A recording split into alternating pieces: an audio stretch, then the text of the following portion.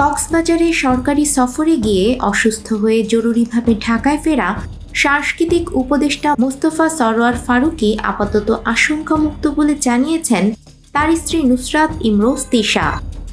শনিবার দিবাগত রাত 2টার দিকে নিজের ভেরিফাইড ফেসবুক অ্যাকাউন্ট থেকে দেয়া এক স্ট্যাটাসে তিনি বিষয়টি নিশ্চিত করেছেন।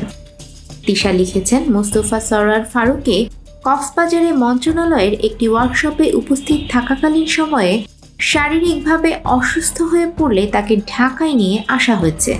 তিনি বর্তমানে হসপিটালে চিকিৎসাধীন আছেন।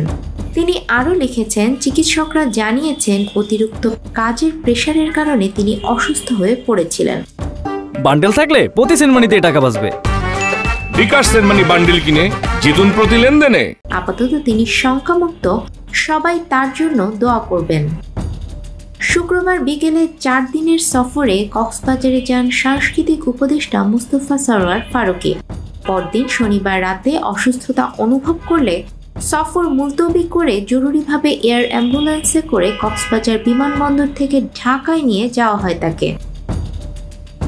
কক্সবাজার জেলা প্রশাসনের অতিরিক্ত জেলা প্রশাসক ইমরান হোসাইন সজীব বলেন, কক্সবাজারে সংস্কৃতি হাব বিষয়ক এবং জুলাই স্মৃতিস্তম্ভ স্থাপন সংক্রান্ত কয়েকটি কর্মসূচিতে উপদেষ্টার উপস্থিত থাকার কথা ছিল।